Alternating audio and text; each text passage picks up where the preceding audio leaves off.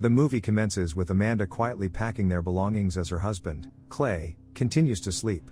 When he awakens and questions her about the sudden packing, Amanda reveals her desire to temporarily escape the city and its surroundings.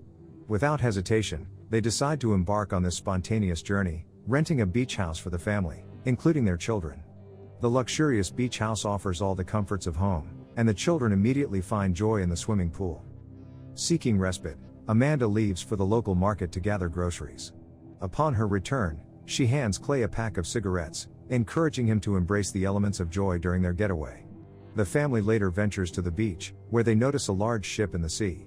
While initially dismissing it, the realization sets in that the ship is not stopping. Returning home, they find themselves facing disruptions in communication as the Wi-Fi and TV fail to function. Despite these challenges, the sight of 2 deer on their lawn brings a momentary sense of calm. As night falls and the family engages in a game of Jenga and alcohol, Amanda senses an intruder in the house, intensifying the suspense and leaving the audience eager to unravel the mysteries that lie ahead. In the next moment, there's a knock at the door. Upon opening it, a man accompanied by a young lady introduces himself as the house owner, G.H. Scott. Despite initial reluctance, Clay invites them in due to the cold weather outside. The couple explains that they intended to travel to the city but faced a blackout, compelling them to seek shelter for the night. Amanda, concerned about their privacy as they had rented the property for the entire weekend, attempts to file a complaint with the rental company using her laptop. However, the lack of internet and phone signals hinders her efforts. In an unexpected turn, Scott struggles to open a drawer, revealing money and a pistol. He hands $1,000 in cash to Clay as a refund, persuading them to allow the couple to stay. While Clay accepts the money, Amanda becomes furious, suspecting that both Scott and Ruth may have planned their intrusion. She questions the authenticity of their status as homeowners and the stories about city blackouts. Uncomfortable with the situation, she expresses her reluctance to sleep in the same house with the unexpected guests. Clay, attempting to diffuse the tension, engages in a conversation with Scott and Ruth, observing Scott's impressive cocktail-making skills. Amanda, however, persists in interrogating Scott about his knowledge of the house, fueling the suspense and raising questions about the true intentions of their uninvited visitors. Meanwhile, Ruth steps outside for some fresh air. Amanda, still suspicious, demands proof from Scott that the house is indeed theirs. She questions him about his wife and requests her ID, leading to an awkward exchange where Scott claims his wife is on a business trip and he forgot her ID and wallet. As Amanda begins to expose his lie, the TV suddenly turns on, broadcasting a message about a national emergency and citywide blackouts, seemingly corroborating Scott's explanation. Convinced by the emergency message, Clay allows Ruth and Scott to stay in the basement. Ruth, however, strongly opposes this idea and wants Amanda's family out immediately. Scott intervenes, promising to determine the next course of action. Amanda, feeling that Ruth interfered with her questioning of Scott, becomes more convinced that they are being lied to. She confronts Clay about why they weren't informed about the ship incident. The confusion deepens as a global cyber attack is announced on the TV screen. The next day, Rose, anxious to watch the last season of Friends, is reminded by Amanda of the national blackout. Rose goes outside and witnesses a gathering of deer near the garden, finding some solace in the sight. Amanda, waking up and making coffee, is joined by Ruth, who inquires about their occupations. Amanda shares her experience with the blackout and the warning messages on her phone about the cybersecurity attack. Ruth speculates that hackers may have targeted the powerhouses, causing a widespread system failure. Scott joins the conversation, seeking updates on the unfolding situation. The tension builds as the characters grapple with the uncertainties surrounding the mysterious blackout and their uninvited guests.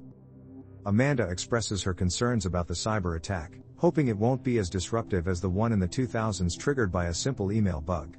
She excuses herself to check on Archie, leaving Ruth and Scott worried about losing contact with Maya, Scott's wife, and Ruth's mom. The scale of the cyber attack becomes increasingly alarming for Ruth, leading to a sense of paranoia. Meanwhile, Clay drives to town to gather information and seek clarity on the unfolding crisis. However, upon reaching his destination, he finds no one around. Simultaneously, Rose confides in Archie about seeing a multitude of deer that morning, sensing a peculiar message from the animals. Unbeknownst to them, Archie has been stalking Ruth. Scott, attempting to understand the situation, ventures out to the town. He comes across an abandoned house with shattered windows, indicating recent chaos. Clay halts his car when he hears a lady screaming. Rose and Archie investigate an abandoned cabin, curious about its contents. Scott discovers a radio box in the abandoned house and attempts to pick up signals. Meanwhile, the distressed Spanish-speaking lady attempts to convey a message to Clay, who struggles to comprehend. Ignoring her pleas, Clay drives away, leaving the lady banging on the car and crying.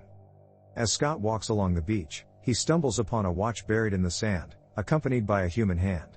The mysterious discovery intensifies the intrigue surrounding the unfolding events. Scott discovers a lifeless body on the beach, and papers start flying toward Clay's car. In a rush to return home, an airplane crashes near Scott, prompting him to seek refuge inside the house. Meanwhile, Ruth and Amanda wait anxiously beside the beach, while Rose and Archie, deciding to head back, spot a deer that quickly flees before Archie can see it. Scott, returning home with soaked clothes, shares with Amanda that he didn't encounter a single living person and senses an impending, unexpected event due to market instability.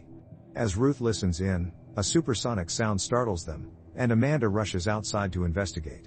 The noise subsides, and they return home, only for Archie to reveal feeling dizzy. Amanda, agitated, questions Scott about the situation, but he insists on waiting for Clay's return. Frustrated, Amanda loudly suggests that a damaged satellite system causing a plane crash may indicate a major disaster. Ruth expresses concern about her mom, who is flying back to Long Island. Clay returns, handing them a paper reading Death to America. Speculating that America is under attack, they decide to leave for New Jersey, where Amanda's sister resides. The unfolding events intensify their sense of urgency and apprehension. As they depart, Scott reassures Ruth that the crashed plane wasn't the one her mom was on. While Clay drives them out of the city, Rose hears sirens, and they encounter a traffic jam. Observing that the cars are driverless Teslas due to the damaged satellite system, Amanda takes control and narrowly navigates through the chaos. Returning to Scott's home, they experience bomb sounds, and Archie feels uneasy in his room. Meanwhile, Clay decides to join Ruth for a smoke by the pool. Amanda and Scott, sharing drinks, engage in conversation. Amanda, admitting she doesn't typically like people, expresses newfound appreciation for Scott. As Amanda prods, Scott reveals the reason they came to the house. He discloses having a friend and client in the Defense Department at the Pentagon who once invited him to an annual meeting of influential people. Recently, the friend requested a large sum of money and warned Scott to take care of himself. Amanda becomes uneasy, sensing that the unfolding events might be orchestrated by forces beyond powerful individuals. Rose goes to Archie, expressing her desire to watch the last season of Friends and seeking hope for their situation.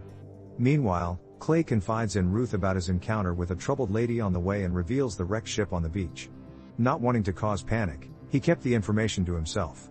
Suddenly, a splash is heard, and flamingos fall into the pool. Scott tries to lighten the mood by taking Amanda to his record collection. They dance and share a moment, but the impending danger looms. A blast-like sound is followed by the recurring supersonic noise. Flamingos scatter, lights break, and the family huddles together in bed. As Rose shares a story about a man who failed to recognize help in times of danger, she suggests that warnings have been given, and their time is over. Simultaneously, Ruth, feeling afraid, seeks comfort from her dad and expresses distrust towards Amanda. The unsettling atmosphere continues as Rose reveals Archie's peculiar behavior of taking inappropriate pictures. The tension builds, and the family grapples with uncertainty and fear in the face of an unknown and ominous threat. Scott assures Ruth that he will protect her in every situation, but Ruth expresses her concern about letting the other family back into the house. The next day, Rose is up early, and Archie's fever has subsided. However, a disturbing discovery unfolds as Archie starts pulling out his teeth one by one, attributing it to a bug bite. Amanda, terrified, urges Archie to stop and considers reaching out to a doctor. Scott suggests checking with the contractor for stored medicines, as he doubts they'll find any doctors available. Meanwhile, Rose is missing, prompting Amanda to search for her. As Archie begins vomiting, Scott and Clay take him in search of medical help, promising to return within an hour. Ruth joins Amanda in the search for Rose, but they can't locate her. In a cabin near the house, tensions rise, and Amanda yells at Ruth, who feels abandoned. Amanda apologizes, explaining that her profession made her wary of people, and she never wanted to become that way. Leaving the cabin, Amanda notices deer surrounding Ruth, heightening the eerie atmosphere as uncertainty and fear continue to grip the characters in their isolated predicament. Scott confronts the contractor, warning him to stay away from his house, even threatening to shoot. Tensions escalate until Clay intervenes, pleading for help for his son. The contractor attributes Archie's condition to microwave radiation. Amanda, attempting to scare off the deer, realizes they are trying to communicate something. Embracing Ruth, Amanda breaks down, recognizing the futility of money. The contractor provides medicines for Archie, and as Ruth believes animals are conveying a message, she halts upon seeing something significant on the path. In the car, Scott confides in Clay about the unfolding crisis. He identifies 3 stages of destabilizing a country: breaking communication, spreading misinformation, and inciting civil war.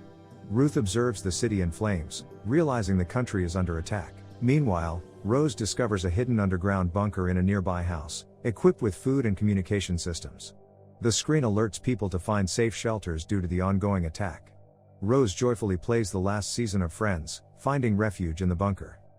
The movie concludes with a sense of uncertainty and the characters facing the challenges of an unprecedented crisis. And the movie ends here. Thanks for watching Real Recapped. Please hit the subscribe button so you can get notified for more videos like this.